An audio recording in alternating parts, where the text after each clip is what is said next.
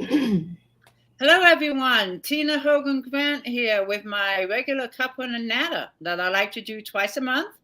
I invite authors into my home and we talk about books, life as an author, what we're working on, what's coming out, whatever comes to mind.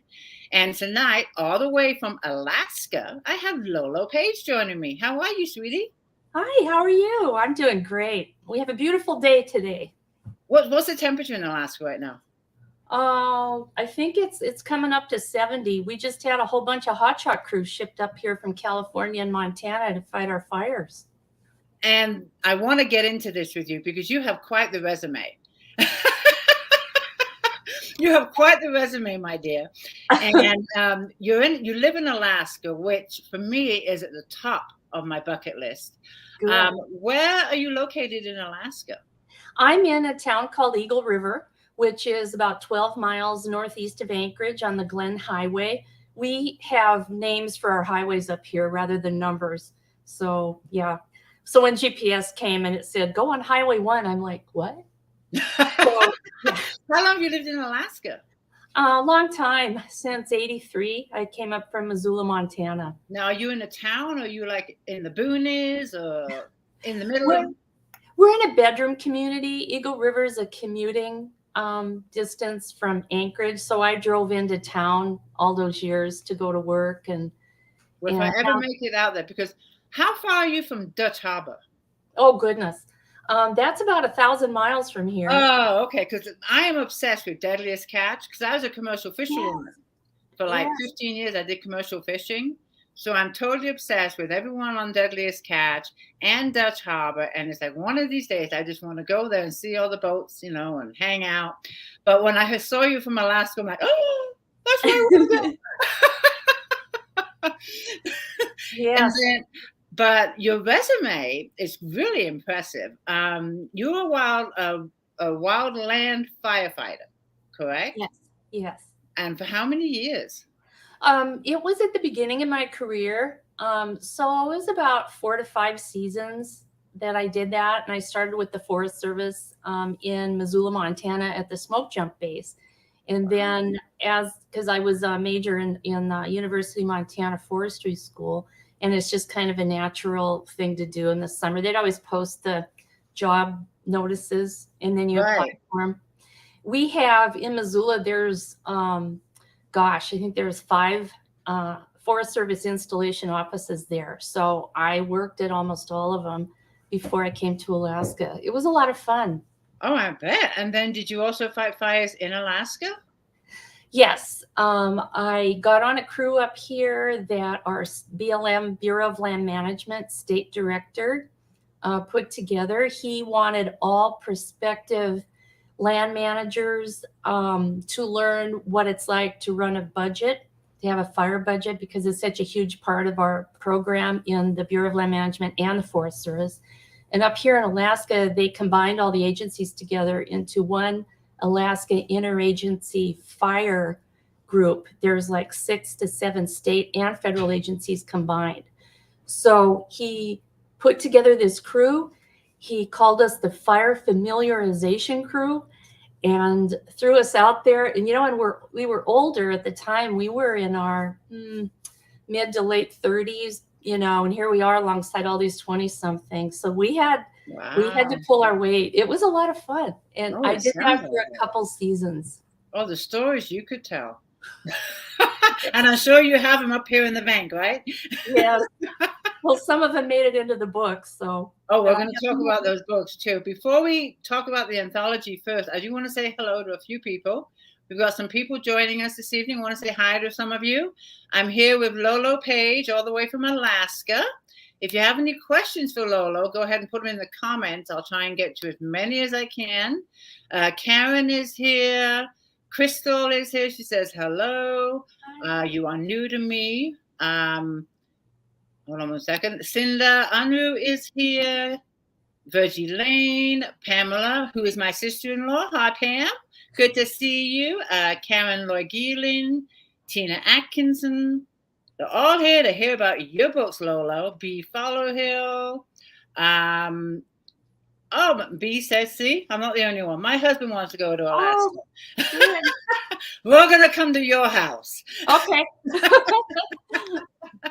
I live at the bottom of a glacier valley, so I always like to tell people our house is on a pile of rocks because, you know, the glaciers, when they come down the valleys, they carry all those rocks and the gravel with it and stuff. Have you seen the oh gosh, the lights, the neon lights? The Aurora Borealis? Yes. Yes, I have. I bet that is just breathtaking. Oh, well, you know, I saw them a little bit in Montana now and then in the fall. Oh, you did? Oh. Yeah, in Missoula now and then, but it wasn't real frequent. And when there's a lot of light in a valley, they're hard to see. It's best to get out and away from the city where it's darker, and then they're they're brighter. But now with your daylight and darkness, what do you get right now? Right now we're at 19 hours of daylight. 19 hours. Yes. And so at night, what it's like is, well, there isn't night. It's a twilight. It's like a subdued twilight all night long. You can walk outside. You don't need a flashlight. You know, we'd go fishing at like 1 and 2 in the morning because, fun. You know, people aren't out on my Goldens. That's okay. Sorry. What fun fishing at 1 o'clock in the morning, and it's probably like toasty warm. It's not cold, is it? Is it? No. Surprisingly, it just depends on the summer we have. Some summers are real cool and overcast, like last year, and this summer it's warm and sunny, and that's why we're burning up north. Now, do you also get the time of the year where there's a lot of darkness and no sun? Yeah, we do. So what do you do if you, how many hours of daylight do you get? Oh, you're right. Yeah. That's when I do my binge writing. Cause I mean, like, what are you going to do? Right. I mean, I used to go skiing and all that. But you know, I don't do a lot of that anymore. You know, when the body ages, you don't want to do all that falling down. Which I'm a klutz on skis. I mean, I love doing it, but I'm like an out of control skier. I just go, what? I do. I've never skied in my life, and I can just see. I just go flat on my face. I've never water skied, and I've never snow skied because I just think I would just fall flat on my face. It's a lot of fun. I love it. Yeah, the dark. It's, you know, it's like 5 hours of daylight in the peak of it. There's a mountain next to us called Highland Mountain, and when the sun sinks below that, we don't get any sun on our house. And how long does that last for? That's about 2 months. And then the light slowly comes back and it slowly builds. I mean, I could just talk to you about Alaska for the whole hour, but we have books to talk about. That's true. I am just so fascinated. But let's talk about the anthology first. You have it to hold up, right? I do. Okay. This is last year's Heroes with Heat and Heart anthology. Let me get it. There we go. Yeah. Sexy cover. We got a sexy cover there. Yeah. And with 6 authors. Now, that's a big book. He's a righteous dude, I'll tell you. So, that's a big book. I mean, how many pages is it? It's a doorstop. Let's see. How many? 480 is all. And if I understand correctly, it's 6 of you? 6 authors? Yes, on this first one. And it's a charity anthology. So last year we collaborated on it, and all of the proceeds went to the 9/11 Memorial Fund because it was the 20th anniversary of 9/11 last September. So yeah, we did that, and it was so much fun, and it was such a successful thing that the publishers, Karina Elise and MK Connor and Elsie Taylor, the 3 main publishers, they're like, let's do it again. Let's do it again next year. And we'll have the proceeds this year go to the wildland firefighters. So, oh, great. That's perfect. I have to say something. I just, I don't know if I'm a space case or what, but I just learned yesterday that tomorrow, when our volume releases, it's National Wildland Firefighter Day tomorrow, and wow! And it coincides with our release. Yeah. I'm like, thank you, God. That's perfect. So 6 of you authors collaborated and put the stories together Yes.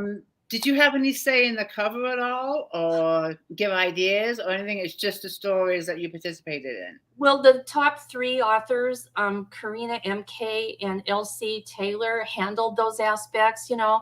And this year we had 22 authors sign up, and then a couple had to drop out due to personal things. So we have 19 authors that participated this year. Yeah. And you know what's fun about these? I love it because you work with people online. And, you know, we haven't met each other. We're from all over the place. I mean, Virginia, Pennsylvania, California. I'm in Alaska. It's all over the place. And, you know, and then you start kibitzing with the authors on the side, like, hey, what do you write? What do you write? It's so much fun, you know. Technology, you've got to love it. So I know this is a romance. All the stories are romance. What romances does it cover? Well, it's the other authors tease me because they're like, you're the Pollyanna of the bunch, because they're all my heat level is like medium high. I gauged my heat level this week with some of my fellow authors. I go, where would you put me on that scale of 1 to 10? And they go, we'd put you at like a 6, maybe a 7. So most of these are high steam. Most of this stuff is in here. Steamy, very steamy. Yeah, they are. They go to it. I mean, not erotica, not like that, but it's right. But steamy. They get down to it. Yeah, they get down to it, huh? You know, and I still blush when I type certain body parts on my keyboard. I don't know. I'm just, you know, but I'm getting better. Yeah, I mean, I write romances and there's some steam in it, but I kind of let the story carry itself, and the characters or the story will let you know how much steam is needed for the passion or the chemistry that you want to show in the book. Right. Erotica, no, I don't do erotica. So. And God bless the people who write it. Yeah, my hat's off to them. One of our featured authors in this new anthology is Desiree Holt. And she's like, she's amazing. She has like 250 titles. Wow. And, she has written some erotica, but most of what she writes, she's written Navy SEALs and a lot of military suspense and that kind of thing. So to have her on board with this second volume with us, we're just so honored that she joined. That is really cool. Now, these are all servicemen romances? Not all of them. The ones that are this year, it's law enforcement. So you have everything from police officers, FBI, CIA, NSA, that kind of thing. There's Navy SEALs, there's Marines, city firefighters, wildland firefighters, medical responders. Wow. So we have, paramedics and doctors. And you know what? A lot of these authors in this second volume have lived what they write. That's how we all kind of sought each other out, because Karina's a real medical doctor. LC was a police officer. I was a wildland firefighter. So we just take those experiences we had and we just parlayed them into romance. That is awesome. And right now it's on pre-order. It goes live tomorrow. Yes. What's the price for a pre-order? Oh man, it's only 99 cents. Today was the last chance. For a 400-page book? Yeah, well, and it'll be more. I forget what she said on, I think it's 600 or 700 pages on this next volume, this one that is on pre-order, the ebook, is only 99 cents right now? Yeah, and you get 20 romances for the 99 cents. Well, you can't beat that. No, and then tomorrow I know the price is going to increase. I'm not sure how much, but yeah, it normally does, because you have the pre-order special and then it'll go right back up. Yeah. Oh, and look at this. See? Look, it's working. Yay! Thank you, Bee. Thank you. That is really cool. Now, is this the third? Have you done more than one anthology? Me or the group? Me. Yes. I kind of became an anthology addict, you know. Excuse me. Once I discovered them, because I'm an extrovert and it's just torture for me to have to sit here at my computer and go, You know, I would love to be an introvert. God, I'd get more writing done, you know, but anyway, so for me, yeah, I got into, what I did with the anthologies is to explore what I wanted to write. I like the umbrella of romance and I love the suspense, but I was an actor and I was on stage for like 40 years doing comedies, Neil Simon and people like that. And I love romantic comedies. I love them and I want to write them. So I wrote a couple for anthologies, and then a friend of mine suggested shoot them off to a publisher. You know, you've got your platform up and everything. So I did. The Wild Rose Press offered me a contract for each of my romantic comedies. So I'm so excited. Congratulations. I became a hybrid author this year, so I'm pretty excited about that. That is exciting. And there's a screenplay that you wrote too that got 4th place or something in the LA Film Festival or something. Which one was that? It was about a wildfire. It was another fire story. But yeah, evacuation. And it was based on a real fire we had here about 5 years ago now. I'm assuming that's when you were living in California that all took place. No, I was here. Oh, really? Yeah. Okay. California was back when I was a kid. Sacramento, like 5th grade, Palo Alto, I was in high school. So it was a while back. But I do have family there in Sacramento, so I get down quite a bit. Yeah, that's what you're telling me. You have to let me know when you're down. I'm like about 6 hours away from Sacramento, but I don't know. Maybe we can hook up in the middle or something. We'll see what. I know. It'd be fun. Because I love your bubbly personality. I can see why you'd be good at writing comedy and screenplays. You got. Well, you know, I have a little story to tell just quickly about that. Sure. A friend of mine who used to live here in Eagle River moved to the lower 48, and a lot of my friends here left. So we get together once a year, and we always pick a venue to do that. This year it was a cruise. Not this year, but a couple years ago. She goes, "Let's go on this Celtic Thunder cruise." And I'm like, "What's that?" I didn't know what it was. She goes, "Well, they're a Irish boy group. They're 5 guys. It's a well-known Irish singing group." But okay, I'll go. So I needed a cabin roommate, and I had just come back from Vegas, and I was talking to my friend about Thunder Down Under. That's at Excalibur in Vegas, the male strip show from Australia.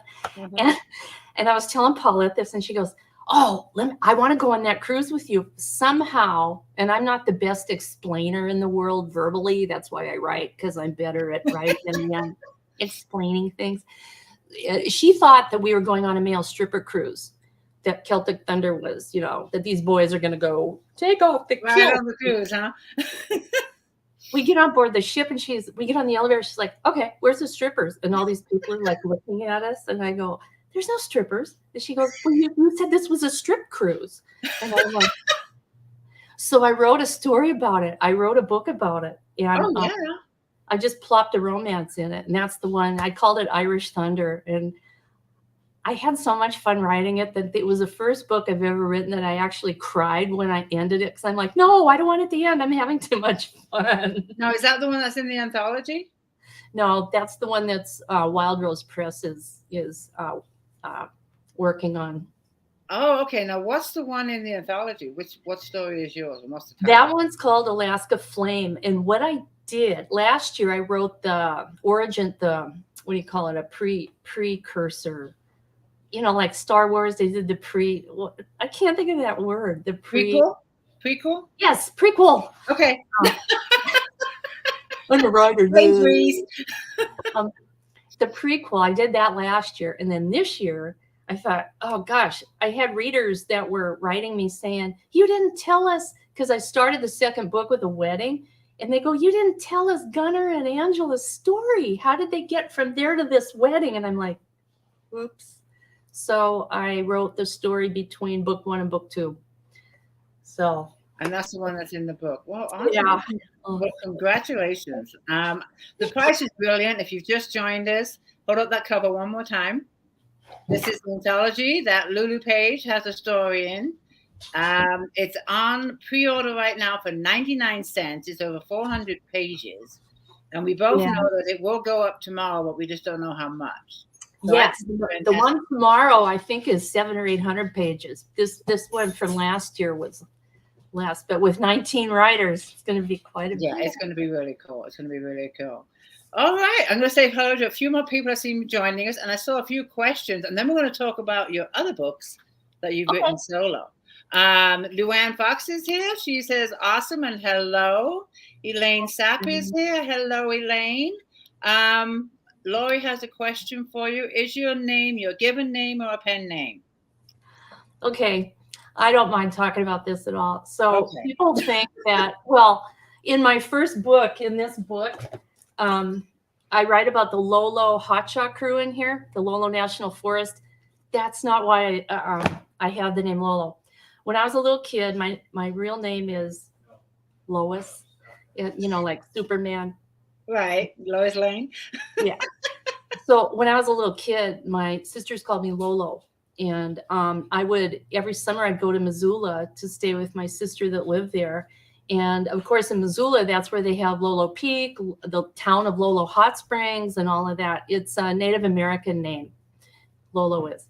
So they call me that. And then they told me, you know what, all this stuff is named after you, you know, the forest and everything. And I believed it, you know. So I trundled over there to go to school my freshman year, and I'm like, yeah, I have a national forest named after me. You know, people are like, she's out to lunch. So anyway, but you know what? I did it as a tribute to my sisters because they're gone. They were the ones who encouraged me to write, and they just never lived to see it happen. So I'm so sorry. Yeah, and then the last name is my maiden name. So Paige, right? Yeah. And we have another one. Crystal says pre-ordered. Yay! Thank you, Crystal. Thank you. Oh, and someone is spotting your dogs. That's Karen. They'll be bringing over a book. My younger Golden likes to hand me dish towels. She likes me to clean. She likes me to do the dishes. So she's always handing me a towel or a washcloth. She's a cleaning dog. Elaine Sapp has a golden retriever too, and she is gorgeous. So whenever I see golden retrievers, I just melt. Melt. They're a little needy, but you know, beyond that, they're the opposite of what cats are. See, I have no cats. My dogs won't let me have them. Karen Rice says, I have read one of the books in the anthology that releases tomorrow from another author. Oh, good, Karen. That's awesome. Yay. That is really cool. I'm just looking for some more questions because I want to talk about your other books. Karen also says, I love charity. Anthology is such a great cause. And 100%. Correct. Yes, all of the proceeds from this are going to Grassroots Wildland Fire. It's an organization that lobbies people in DC to get, you guys, what happened was the Forest Service and the BLM have firefighter shortages now, right now. And they have for the last several years because they're losing the pay that the federal firefighters are getting is much less than, say, Cal Fire. If you were to compare a Cal Fire wage, state wage to federal, it's a lot more. So people have been kind of leaving the federal sector, and yeah, it's created. So this organization is working very hard back in DC to get legislation passed, to get firefighters better benefits, to get them, because you couldn't even get insurance as a seasonal before. You couldn't get benefits before, and they worked to get all that.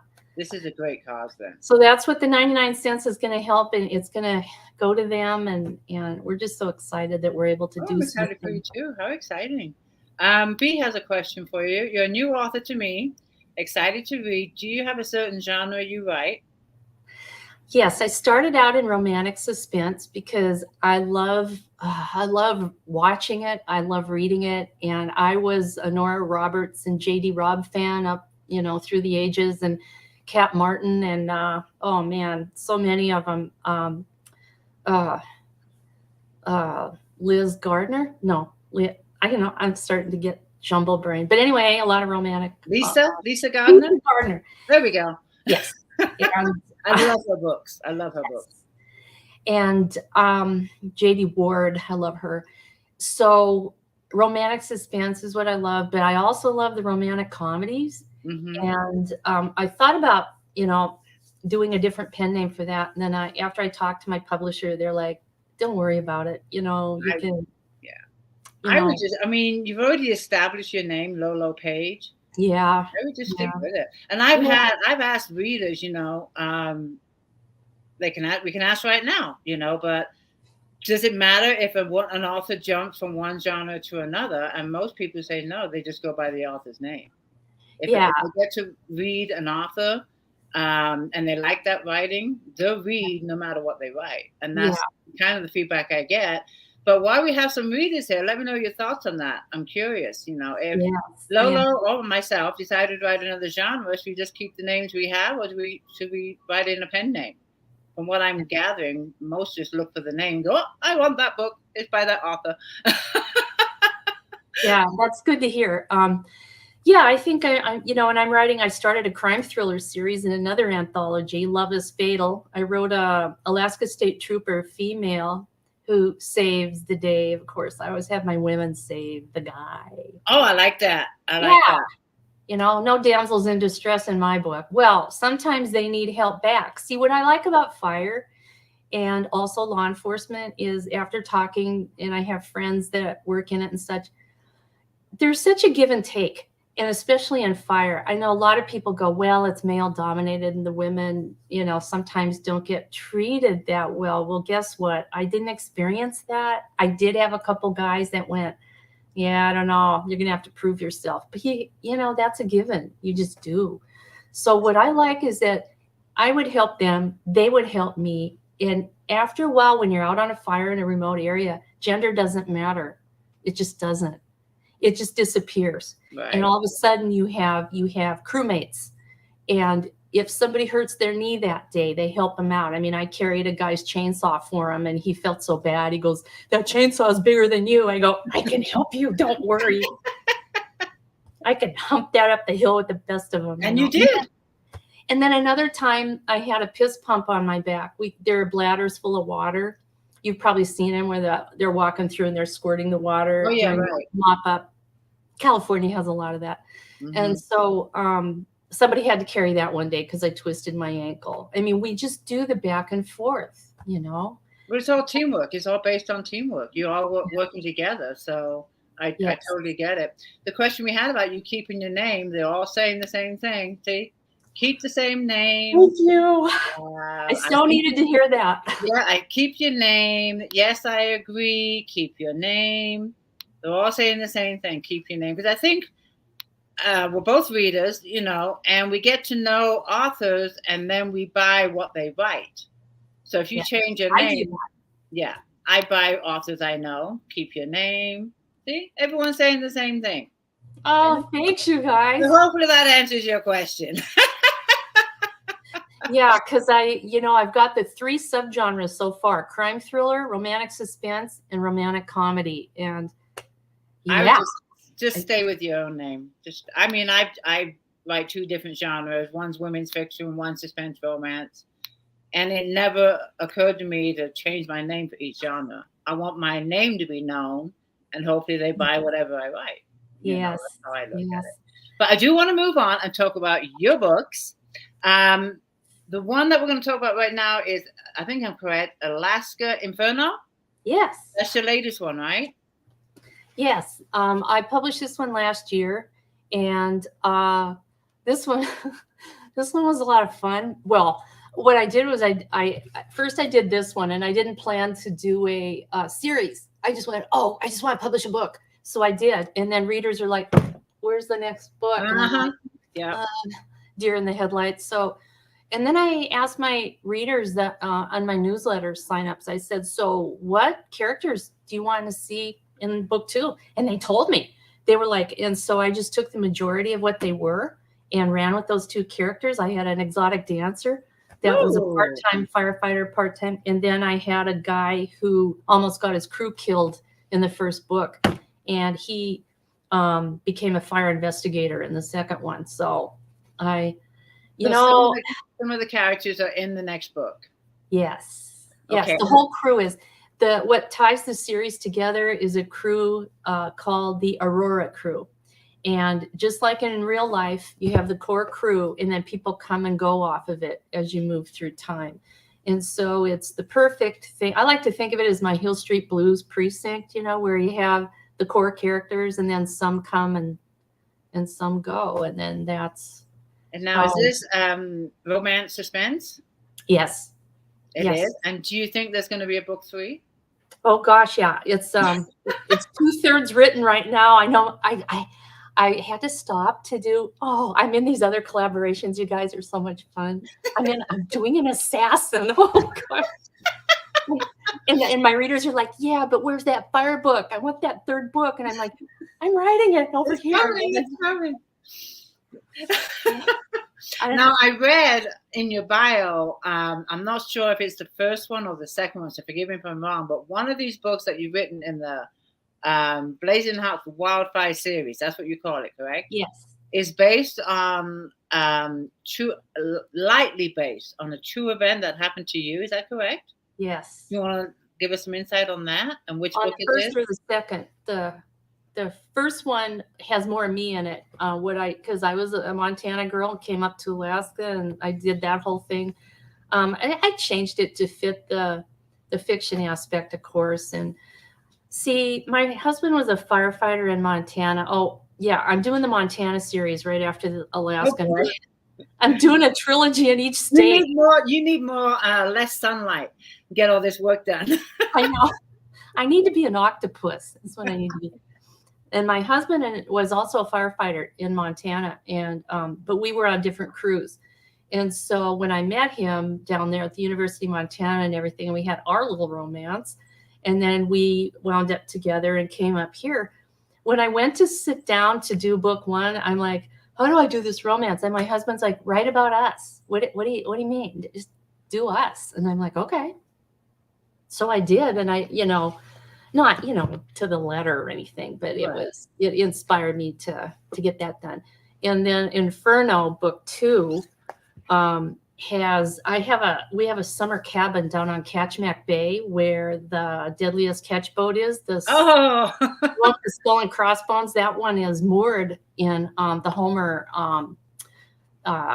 boat, or in the Homer slip area. Oh wow! Yeah, and so we pass that every time we come and go out of there. We have a boat-only access cabin across Ketchimak Bay. And so I put the setting, their heat setting, when they finally take, they were on their 2-day rotation from fire and they got some days off. And so I put them down there at the setting I was sitting in the cabin writing this, and as she started out, I don't want to do a spoiler, but at some point there's a lap dance in the book, and I'm like, so I'm Googling, how do you do a lap dance? And my husband's walking behind me, and I'm sitting there watching these women go, and he's like, are you like preparing a surprise for me or something? It was kind of funny. Don't you love doing the research? Yes, but I'm so scared the FBI is going to come knocking on my door on this assassin book. I'm like, oh God. No incognito on Google. Yeah, I need to find out how to get into that dark web and just go. There you go. You get all the info you need back then. When you said that your husband said, write your story, a question, does he write also? Did your husband write? He taught creative writing to gifted students in high school. Oh, wow. Yeah. So you're both firefighters, and he teaches writing, and you're a writer.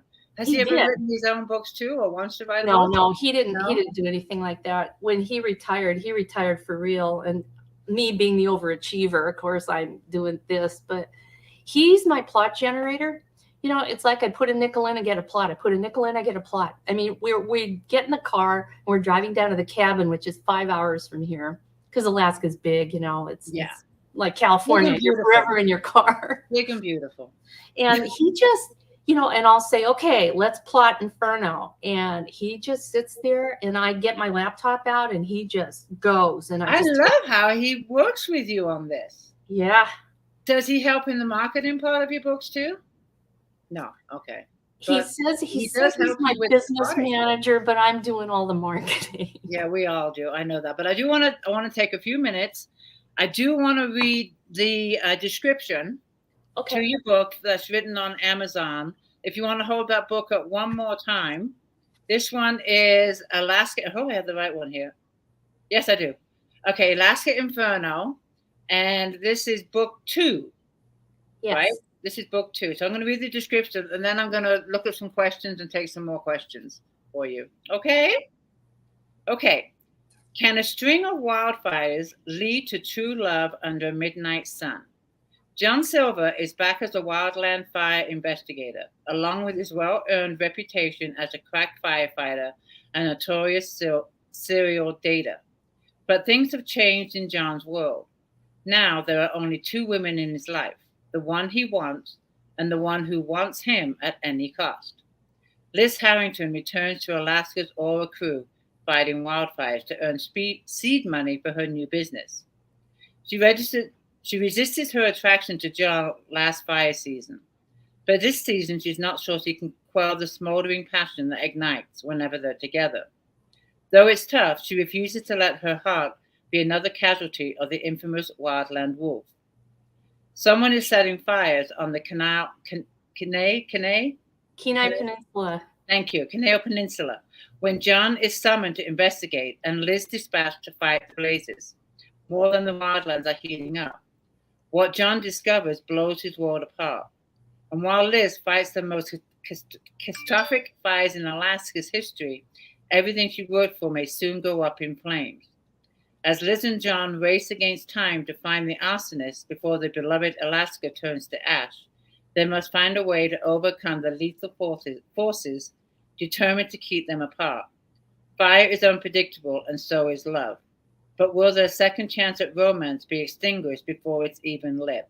I love how you put in these fire words, extinguished and smoldering, and I love it. I love it. You know what, Tina? I have to go into Amazon and fix that because for some reason there's 2 blurbs in there and there's only supposed to be the one. And I haven't. Is that true, I read? Is that true, I read? Pardon me? Did I read 2 blurbs? I think what happened was I had uploaded two different ones. Oh, and now it looks like one big one. Yeah. It's good. I like it. Yeah. I just have to, condense it a little bit. Yeah, I just haven't taken the time to get in there and do that. I got to do that. I just love the descriptive fire-related words for the romance. I really do. That's really clever how you did that. Sounds really good. That is book 2. Thank you. Do you have a release date for book 3? Look at me. I'm already asking for book 3. Alaska Blaze.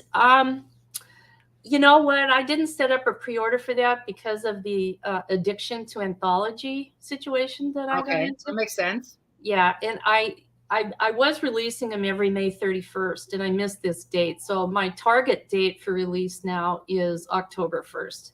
Okay, that's not that far away. That's not that far away. Yeah, and I'm these first 2 books were 100,000 words, and I quickly learned that it's a marathon trying to revise these. So, my dog. So this next one's going to be a little shorter. It's going to be more like 100,000 words. I want to just scroll. I see some questions for you. Here's one from, I just saw it. Raina asks, what is one other genre you would like to explore in terms of writing? Well, I am exploring the Femme Fatale right now. This is my first, I'm just writing this. I'm 25,000 words into it. It's a 60,000 word book.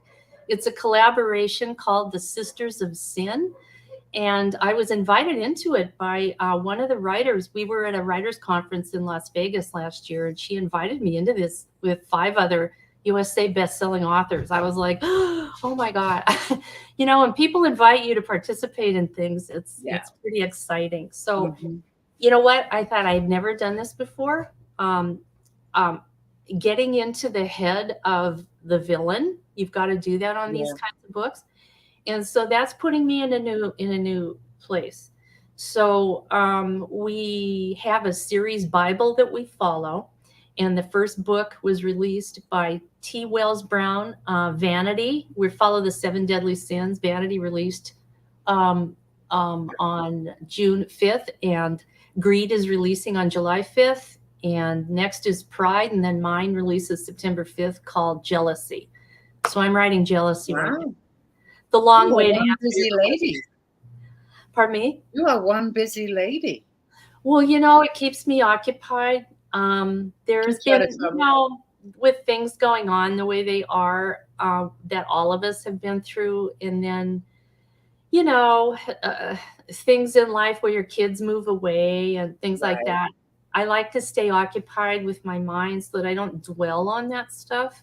Now, do you have a writing schedule? Do you write every day and treat it like a job, or just when the mood strikes? Yeah, because I'm retired, it's for me, it's an 8 to 5. Only I work into the night because my best writing is between 8 and midnight. I know that sounds funky, but it's true. So I spend the morning doing the marketing stuff, and then I do the writing after lunch, and I hit it real hard all the way up. I take a break for dinner, and then I just keep going. Sometimes I'll do 12 hours a day on the writing, just because the way I do it is I get my story down, my plot down, and then I layer the stuff in. For me, that works. You know, I'll layer in the deep point of view. I'll layer in the setting. I'll layer in the... for me, I like to get the bones of the story and then fill it in. Do you plot your books? I do. I do an outline, and I have here, I'll show you. I have a storyboard. I took a class from Cherry. Oh, wow. La, la, la, la. This is Alaska Blaze, the fire book. That is a detailed storyboard. It is. And I'm trying to tilt this the right way. The blue is the hero. I know this is kind of sexist. I'm sorry. No, it's fine. The blue is the hero. The pink is the heroine. The red is the antagonist, the bad guy. And the purple is the red is the fire, and the purple is the antagonist. I have to put more fire in here. Now, when you have something like that, do you pretty much stick to what you have plotted out, or can it change while you're writing? I don't stick to it. Well, I start out sticking to it, and then I discover things, and then it kind of goes. But I know what has to happen. What I do is I follow Jamie Gold's plot romance beats. I follow Michael Hauge's, I don't know if I'm saying his name right, Hagee's 7-point plot story. Hero's Journey is my favorite. That's what Alaska Spark is. The structure on this is Hero's Journey. Just because I love Star Wars. I adore Star Wars and how they do that story. So I Star Wars this. Okay. So, yeah, I have to because of my squirrel ADD thing. And you have to be organized. So you know how the book's going to end before you, and does the ending ever change or no? Sometimes it does. It depends. Do your characters talk to you? I'm sorry, what? Do your characters talk to you? I'm not sure what that means when writers say that. I don't know what that means. For me, see, I can't plot, and I let the characters tell me where the story is going. Some authors will plot, like you, and that works for them. And I mean, I'm impressed with what you've done. And other authors just sit down, right, and wait for voices in their head. Oh, I can't. I'm one of those. I do not plot. That is so cool that you can do that, though. Like the pantster thing and the plotter thing. That is so cool. And I do a little of both, I think. Yes. I do the outline, and then when I get in there, I go, oh wait, no, and I pantster it because I did that last night with my. And that's the characters telling you no wait. Yeah, so you get both, which is great. But I love that detail, and I love the color coding. It really helps me because I can look at a glance and go, whoa, I don't have enough fire scenes. I don't have my antagonist. I don't talk about him for a bunch of chapters, so I have to. You have to space it out. Yeah, it's like moving chess pieces on the board, which is fun. And are your books HEAs, Happy Ever Afters? Yeah. Always.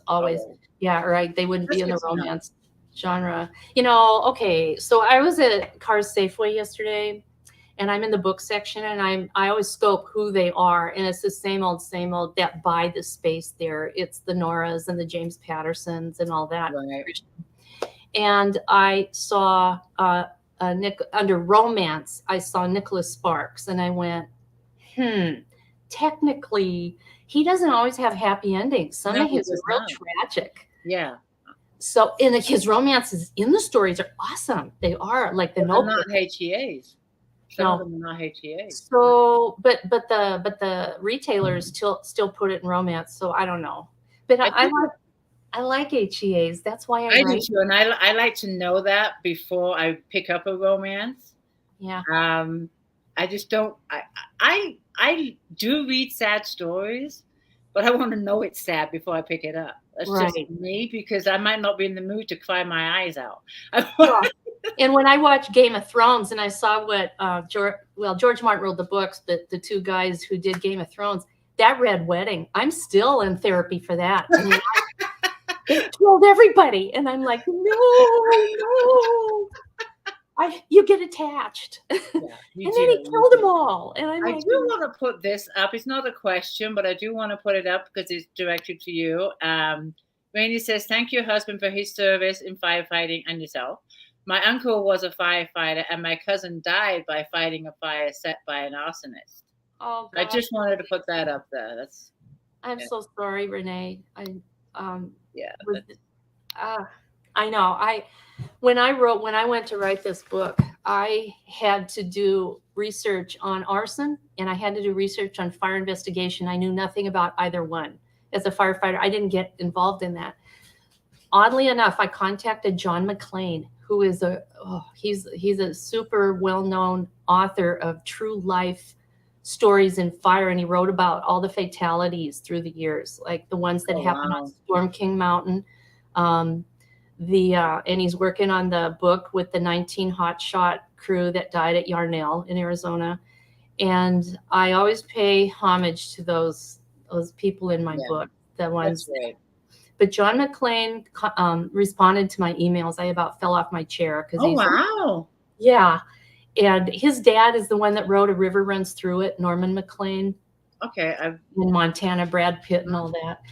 And he pointed me to all of the resources that I use to do my fire research. And of course, the Bureau of Land Management National Interagency Fire Coordination Center in Boise helped me with the fire investigation aspects. They got on the phone with me and explained how they do it in wildland, which is a lot different than structural. When you're walking into a building to determine the cause and the point of origin, it's a little different out in wildland, because it's a little harder to find that point of origin unless you know exactly what the wind was doing, which in California, it's easier because of your Santa Anas, because that's what carries those fires.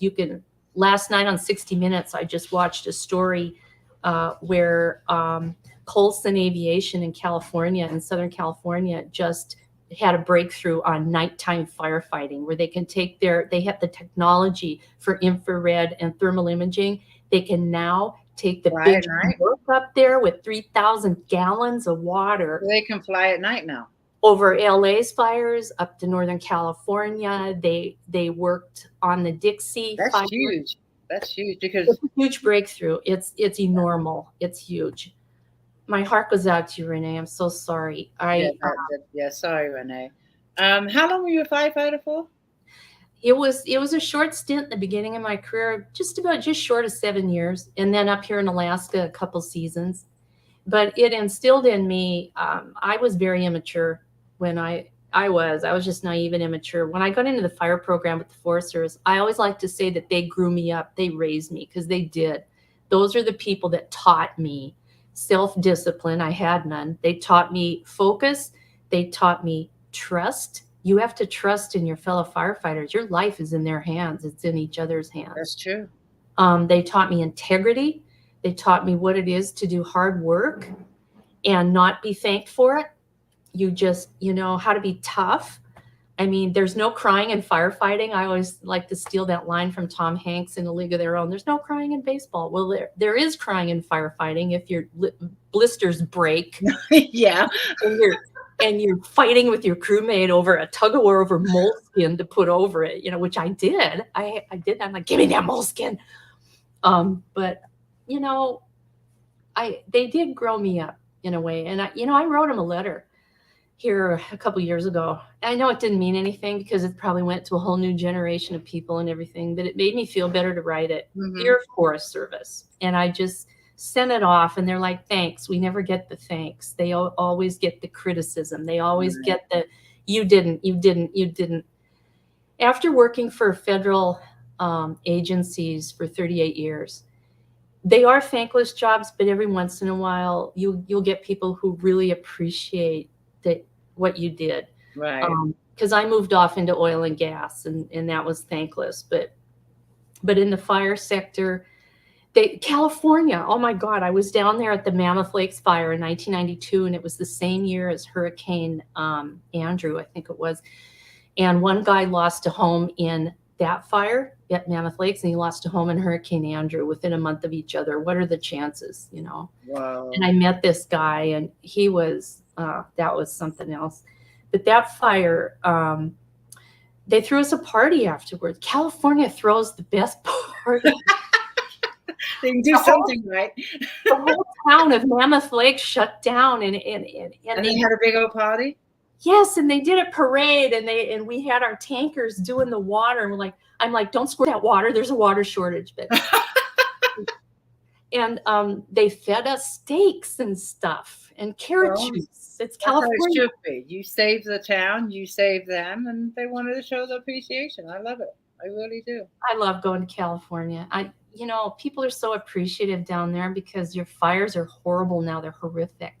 They are. I mean, I was in the Malibu fires once. We got stuck in that. And then I live up in the National Forest here in Fraser Park, and we had the day fire, which lasted, I think, 29 days.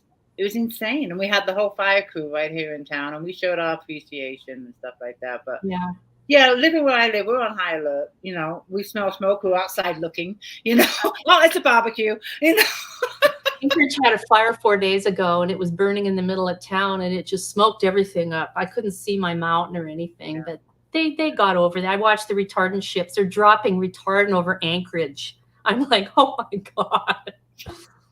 Anchorage has a lot of we have a great fire crew up here, and we really appreciate it, just like we appreciate you. Well, I base all my books on real fires. The one I'm doing now is based on the one, we called it the McKinley fire 3 years ago. It burned out the Iditarod mushers. It burned out a lot of the sled dog kennels, and some of the dogs died. I do not kill dogs in my books, just so you know. I'm not doing that. Thank you. Yeah, I won't do that. But so my book is going to be based on that whole how they got the sled dog. They had to find places for these dogs. Right. And the characters in your books, are they based on people you know, loosely or a lot? In this book, all the people in here are based on my fire crew. Oh, do they know that? No.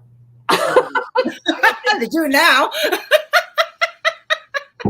We've all scattered to the wind, you know, so I don't even know if they're living in Alaska anymore, but yeah. And, you know, people that I met just in general in my federal career, they may not have been in fire, but I love their personality. I love their take charge, you know, manner. And I had so many women role models in the federal government that I worked with. These women they were smart, they took charge, you know, and working in a mostly male environment like I did most of my life, even in oil and gas. And I went out, I did a stint on the Trans-Alaska Pipeline where I had to do inspections up and down the line. I learned so much from these people. Oh, I bet you did. Yeah. And the fact that you're writing, I mean, they always say, write what you know.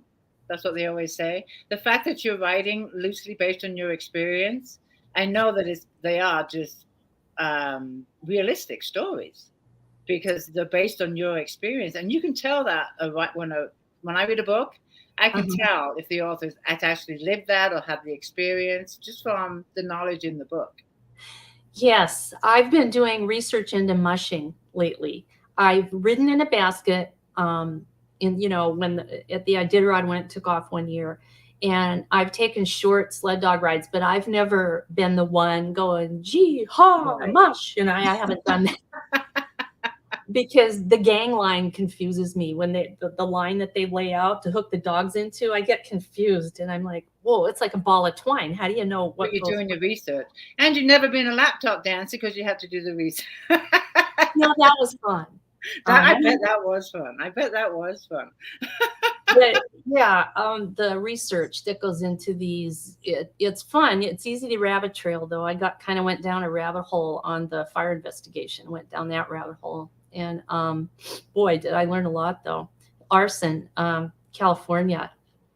Oh gosh, I researched. You know what? And this is just my own personal opinion. I really wish the media would not say, oh, we have high gust winds and it's great for fires. And oh, yeah, let's just tell all the arsonists now's the day to go light your fire. I know. And most of these individuals are troubled anyway. They don't set out to be an arsonist, but some of them are so troubled by other things that is just something I think that they fall into doing, unfortunately. Yeah. I did read the high profile cases of, I can't remember their names now, John Leonard, one of those guys. And they were they were incarcerated for manslaughter because the fires they set killed people and firefighters. So I did read those in my research, and it's just not the cooler part of it. And I did that in my second book because, well, I wanted to explore what it's like to write that. It made me uncomfortable to write those sections. Sometimes we have to go there. I went out of my comfort zone. Yeah, we have to do that. In that Alaska Inferno, this one, my husband drove back from our cabin in the middle of the fire was burning, and I write this in the book. Both sides of the Sterling Highway, 100-foot flames. They didn't, DOT for whatever reason didn't close the highway. I think so that they could get fire traffic in back and forth, but it blew up. The winds came and just blew up within a half an hour. And so these cars got caught in that going to and from Anchorage to down to Homer. And oh God, my husband, he says it's getting hot in here, and they did. Some people turned on their phones and they reported to Channel 2, I'm going to die in this fire and this might be my last, da-da-da-da. Wow. Oh, they played all that. And then I learned that my husband had driven through there, and he said, yeah, it was pretty scary. When you have flames like this and your car is here, and there's the debris, the spotting, you have chunks that hit your windshield. And the flying embers. I mean, the flying embers is what is just crazy. I mean, yeah. They just land on the roof of a house, and we saw it from the ocean in the Malibu fire. We watched an ember land on the roof of the house, and within 5 minutes, that house was in flames. You know what's cool? Last night on 60 Minutes, pull up that episode. It's called Night Fight, Night Fire Fight. Night Fighting Fire at Night. I can't remember the exact title, but I watched it. It's on 60 Minutes? Yes, and you can watch it online, and it was outstanding. He said, what we can do now is we can take the fight to the night, because fire is at its weakest at night because it's lowest relative humidity. It's cooler and the flames lie down more. Mm-hmm. So he goes, if you think about it, the military does the same thing. They attack at night, when your enemy is the weakest. That's right. You're true. So yeah, they showed the guy running the computer. It's a two-person operation, one on the Chinook and one in the other helicopter, who directs the Chinook where to strike the drops, where to place the drops. And he pulled up on thermal imaging when the spot fires go out. They can see it right away, and they can tell the Chinook, get out there and get that spot across the containment line. And this was on the Dixie fire that they showed. Oh, wow. Yeah. So they caught. And the guy said, the public will never know how much we prevented. They'll never know how we get out there in front of a lot of this stuff and put it out and doused it, because it's not in the media. It's not in the news. No. We don't, announce it or anything. It just happens. I'm talking too much. So. No, you got some interesting stories. I could talk to you all night. I mean, this is just fascinating. Firefighter, Alaska, screenplay. I could go on and on and on, but we do have to wrap it up. But I do want to talk about the giveaways. It's been a fantastic chat, by the way. I just love talking to you. but you're generously giving away 2 books to 2 of our live viewers. What are we giving away, honey? I will mail this to a person. It's you can use it for a doorstop when you're done. It's nice and heavy, you know. Or you can see if your dog will give it a good review. My dog gave, like I said, Alaska by James Michener. My dog gave it a bad review because I came home, it was in pieces on the floor. Ooh, she didn't like that book. But anyway, I will send this, and I'm happy to give an ebook to 1 ebook out of each of these. So is that ebook for 2 people or 2 ebooks for 1 person? How are we doing that one? Well, I can do one for 1 person and 1 for another person. Okay, so 2 ebooks, 1 of Alaska Spark and 1 of Alaska Inferno, correct? Yeah, to 2 different people. Perfect. And then the paperback, is that going to be signed? I can sign it. I don't have the sign for the other authors. No, but you were on that cover. Yeah, I bet they. This is last year's, though. Just remember, this is last year's. So yeah, this year's is. I would ebook this year's. It's easier than trying to. I carted some of these down to Vegas for the book signing again. Yeah. Just a couple books alone, and the Alaska Airlines is like, get them out of there. You're over 50 pounds. Get them out of there. That's crazy. Okay. But that is wonderful. Thank you so much. And then I'm going to do a couple of giveaways tonight. I'm going to do my usual one, which is the $5 Amazon gift card. And to enter in that, a lot of you know you need to go to my author page and share this video. Share it in your favorite groups, on your profile page, or wherever you want to share it, and tag me. And if you do that, you are entered in the $5 Amazon gift card. I'm also giving away a paperback signed copy of Vegas Bound. That's going to come out, oh my goodness, July 29th. It's on pre-order right now for the ebook only. But I'm going to be giving away a signed paperback of my next book coming out, but you won't get it until publication day. I saw Vegas Bound. I love your cover. Oh, man. Oh, thank you. Thank you so much. That is a series. That was supposed to be 1 book. Now it's on book 6. So I hear you when you say it's turning into a series, but I know there's going to be 2 more. But I'm learning to plan the series. You got to plan them, I discovered. Yeah, or I just see what happens. I just see what happens. But I have told myself after 8, I'm done. I don't care what the characters tell me. I'm done. Go away. You've had your time. Yeah. I want to move on. Well, I think you can tell when an author gets tired of writing in a series. I've seen that on later books in a series, and I love series. I love reading series, but for me as a reader, and not everyone is the same. For me, 10 is the max for me in a series. After 10, I'm done. It's the same with a TV series. I can watch, except for Deadliest Catch. I can watch that till the cows come home. Yes. But I just, I have a limit where I'm getting a little bored, or, that's just for me. But some people love 20, 30 books in a series, so it's all individual taste. It really is. Yeah. But Lolo, this has been so much fun. No, thank you for having me. Oh, anytime. Come on back when you have new books coming out. Reach out to me. I'd love to have you back. If you want to have a last few words with our readers, I'll let you have that, and then we'll say goodnight. Okay.